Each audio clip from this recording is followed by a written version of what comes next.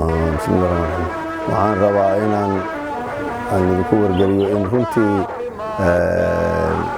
Kamil Diagnostic Center oo hadda waxay igu weydiiseen Kamil Diagnostic Center runtii waa inta hadda aan wada shaqaynta aan leenahay oo dugsiga specialist iyo Kamil hadda shaqada isla leeyihiin runtii waa ku qanacnay arintooda xagga diagnosticada ah runtii si wanaagsan oo waliba xagga CT scan-ka iyo diagnosticada kalaba ilaa hadda runtii si aad iyo aad oo maxaa ahayto aad wanaagsan oo runtii qanaaco leh ayaa runtii ay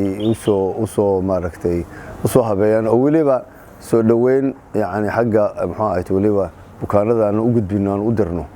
taasa keentay marka inaan maxaa ahayto bukaano badan hadda aan xiriirkooda aan wada yeelano runtiina xagga diagnostic markii loo kaco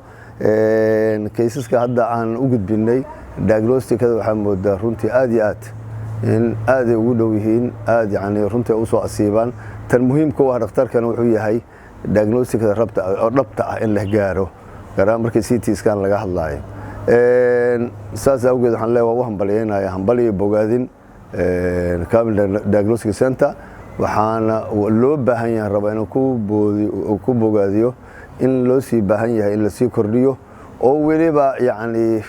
laga sii dhigo la sii ballaariyo laga sii dhigo maxaa ahayto diagnostic waliba aad